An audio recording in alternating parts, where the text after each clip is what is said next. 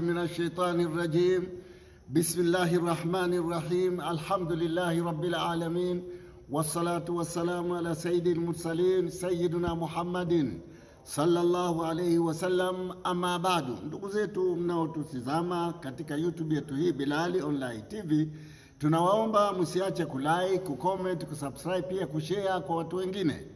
Leo tunazungumza tena yaliyotokea Mashariki ya Kati, yaliyotokea Marekani, yaliyotokea Mashariki ya Kati yaliyotokea. Ndio tunaoyazungumza sasa hivi. Lakini watu wengi kwa sababu hawafahamu na msingi wa madhalim, namna wanavyokuja na namna wanavyofanya na namna wanavyoondoka. Allah hujalia namna zao huwa ni moja tu, na kila mmoja akitwagi akachupa mipaka katika ile njia yake anayokwenda nayo yeye ya uadui, ya kudhulumu watu, kuwaua watu, kuwaua watoto, kufanya anavyotaka. Basi njia ikifika wakati wa kuondoka, basi huondoka tu, na Allah subhanahu wa ta'ala anatumia njia mbalimbali. Hatumii njia moja, anatumia njia mbalimbali. Lakini mazungumzo ya Allah subhanahu wa ta'ala, maneno yake anasema wa umli lahum inna kaidi matinun. Allah juu ya wale madhalimu, basi Allah anasema sisi hupururiwa mpaka yule dhalimu mwenyewe akajiona kwamba hakuna mtu mwenye nguvu duniani kama yeye, na wale ambao tayari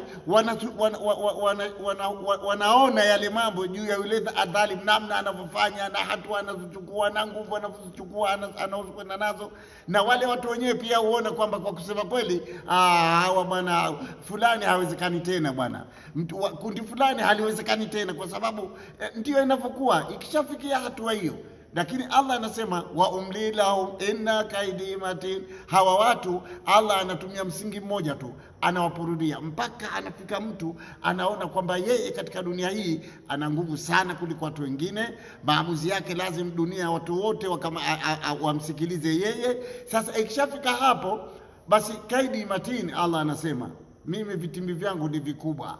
Na njia nyingine Allah anasema sisi humpururia mtu, lakini ikishafika wakati tukamzuia, tukamnyakua, tukamweka sawa, basi hapa tena huwa ndio basi kabisa.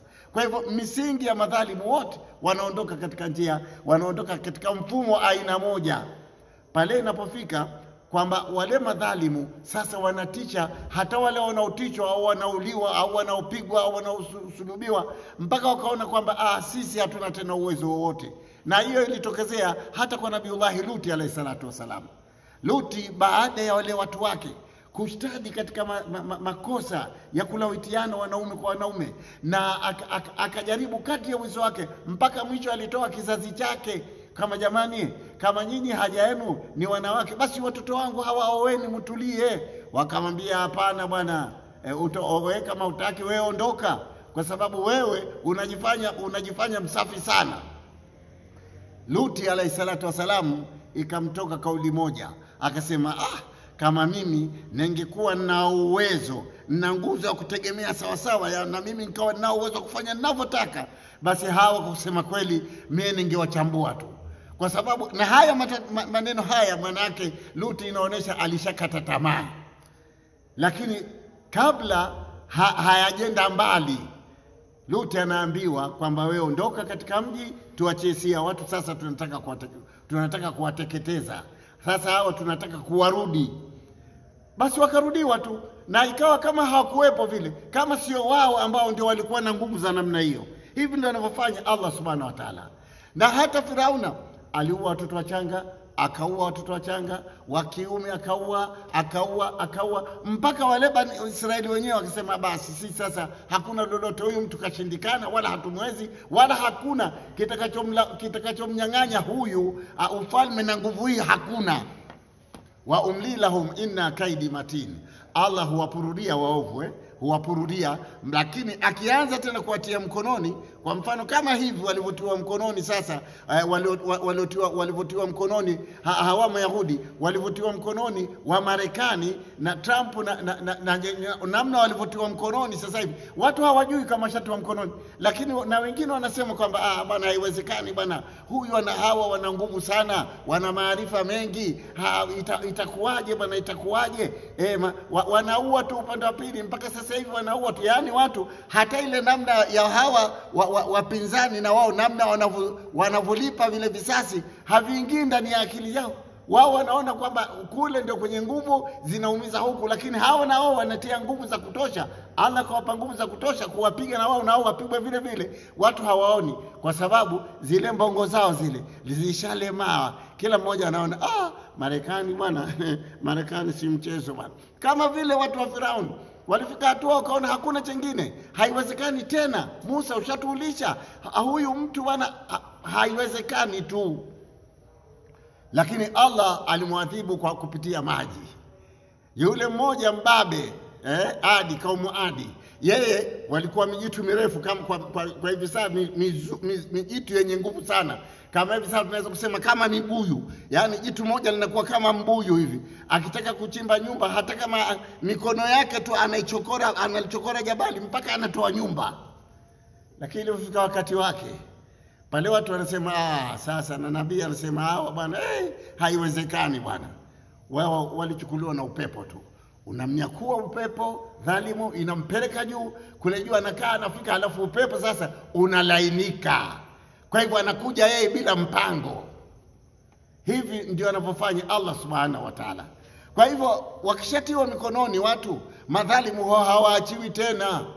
Na katika Qur'ani ameshasema Allah kwamba hawa wa Iran, hawa wa Ajemi, hawa ndio wataondosha dhulma duniani. Hii Qur'ani inasema, na aliyosema maneno ni Allah subhanahu wa ta'ala, kwamba hawa ndio watakaoondosha dhulma hapa duniani. Na dhulma aliyoionyesha Marekani, dhulma aliyoionyesha hawa wanaoitwa Waisraeli ni dhulma kubwa sana.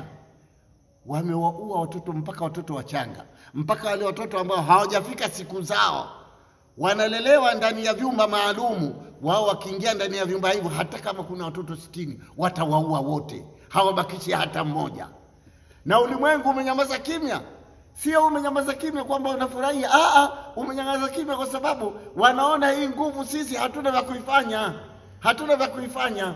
Hawaamini kama nguvu hii inaweza kutiwa mkononi. Hata hivi sasa hawa Marekani na wenyewe NATO wote washatiwa mkononi, lakini bado ndani ya mbongo zetu kuna fikira zile zilizokuwa zikitutisha, tukiziogopa mpaka sasa tunaogopa. Tunaona kama haya tunayoona si ya kweli, tunayoona ni yale tu, yaani yanakuwa yanabiruliwa biru. Yale ya Marekani wanaowafanyia watu ndio watu wanayaona, lakini yanaowapata watu wa Marekani sasa hayawaoni. Nimemsikia mtu mmoja akisema Waisraeli wametengeneza mji mwingine, Waisraeli wametengeneza mji ndani ya ardhi. Kwa hivyo wao hawana matatizo. Wakiona huku juu kunapigwa, basi wao wanarudi kwenye mashimo yao tu.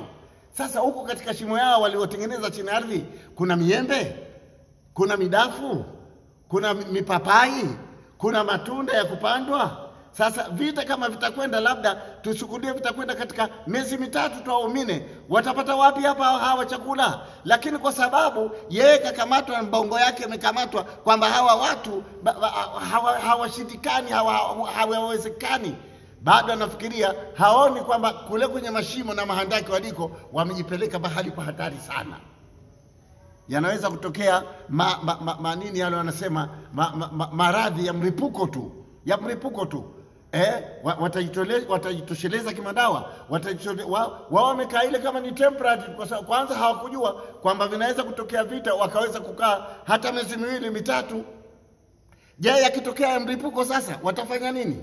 Hewa ya juu inaharibika. Wao wametengeneza na hewa yao kule, au wanatumia hewa hii ambayo kaitengeneza Allah subhanahu wa ta'ala.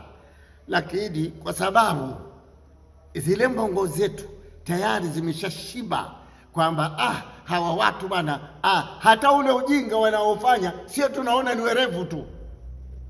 Hakuna kukimbilia kwenye mahandaki bwana, kabisa. Wamo ndani ya hatari tu. Ikiwa huku juu vitakwenda vita mpaka miezi 3, je, maisha yao yatakuwa vipi? Humo ndani wanakunya, wanakojoa, wengine wana mimba watazaa, wengine wana maradhi mbalimbali yataingia. Na halafu kutokana na mambo ya kiafya kule waliko ndani ya mashimo, lazima watadhurika tu. Na lile jambo la mahandaki lile, wao hawakufikiria ndani ya maisha yao kwamba vinaweza kuja vita wakapigana miezi 6. Hawakufikiria hivyo. Kwa hivyo mambo yao yote mle ndani ni ya temporary tu. Lakini mtu kwa sababu kachanganywa na ile fikra kwamba hawa bwana wana akili peke yao, hawa wanajua peke yao, tena na Muislamu anasahau maneno ya Allah subhanahu wa ta'ala kwamba hawa Allah kaleta watu ambao wataondosha dhulma hii. Allah huko nyuma tunaona kaondosha dhulma kwa upepo, umeondosha dhulma upepo, kaondosha dhulma kwa maji, kawazamisha kazi ikesha, kaondosha dhulma kwa kubirua ardhi, kakubirua ardhi. Mtume kaondosha dhulma si kwa nguvu zake yeye mwenyewe, kaingia kapambana na watu wakamuunga mkono na dhulma ikaondoka. Kwa hivyo na huyu Marekani ataondoka tu, ndia muda Allah ndio anaojua. Lakini kwa kusema kweli, kipigo naye sasa anapigwa na yeye anaathiriwa na pamoja na nguvu zake, lakini Allah ameshamuonesha kwamba na mimi na watu sasa nishawaeka, yani wakukupiga wewe, wakupambana na wewe.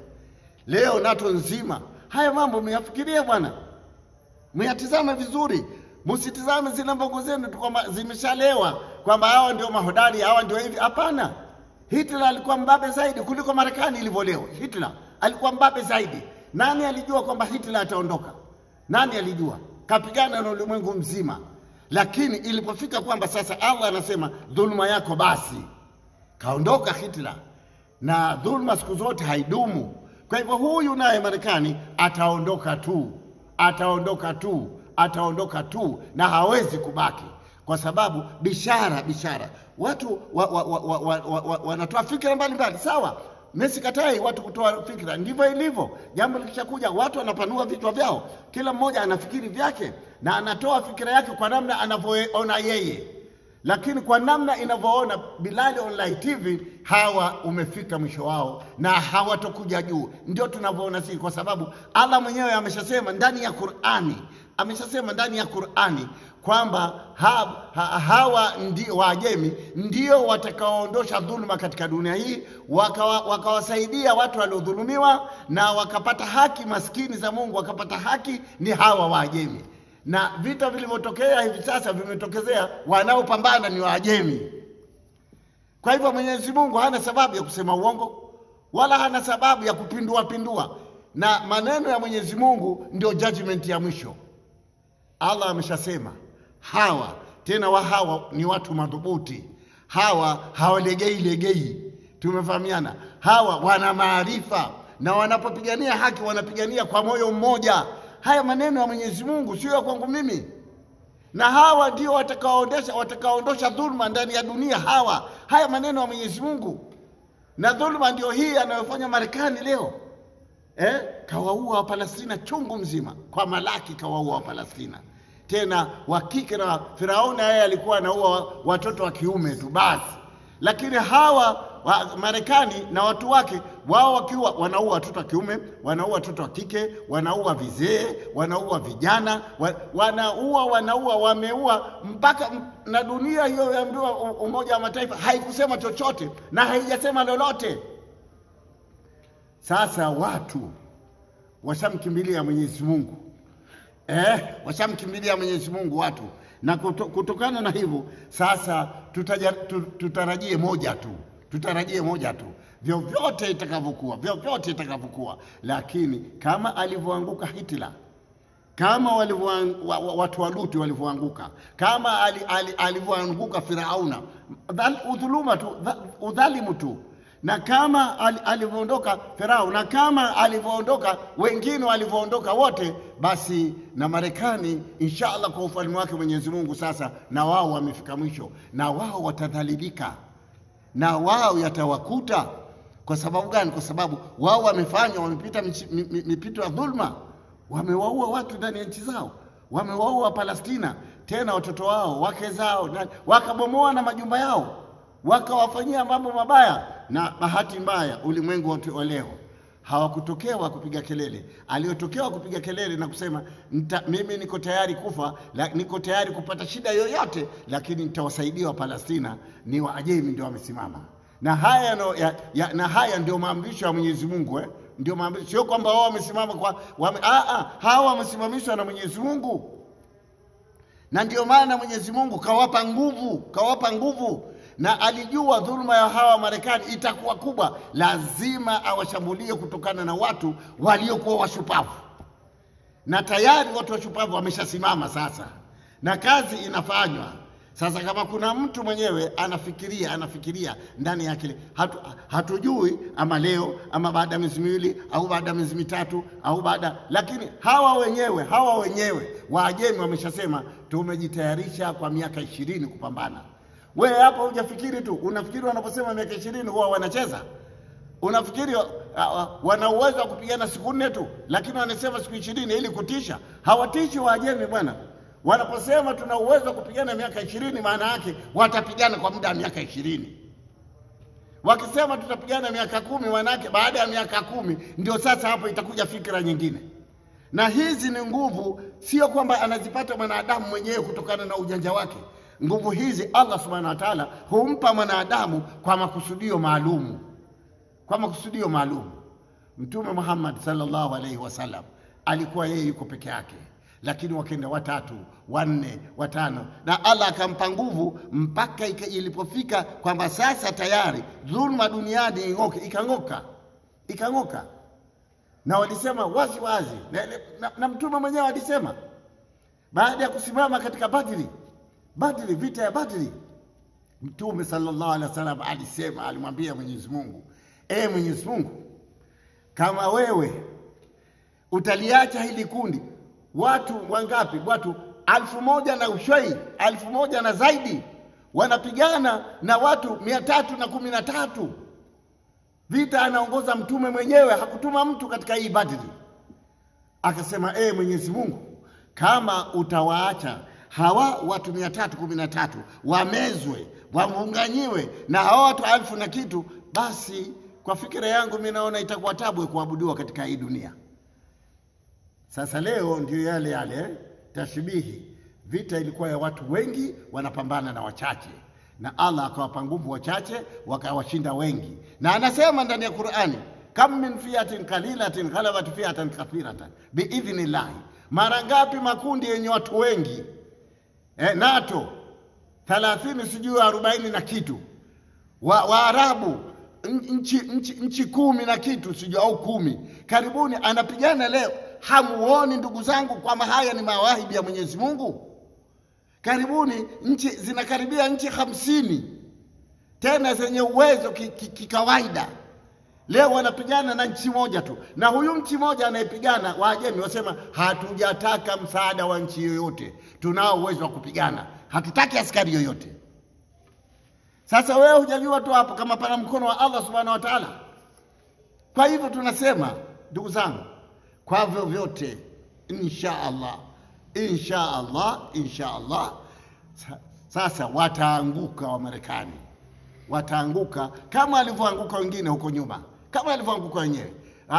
Mjerumani alianguka, na alipoanguka watu wanajiuliza hii haiwezekani. Mjerumani mchezo bwana, na yeye kashatangaza mimi hakuna masara, nataka nitawale dunia, lakini alianguka.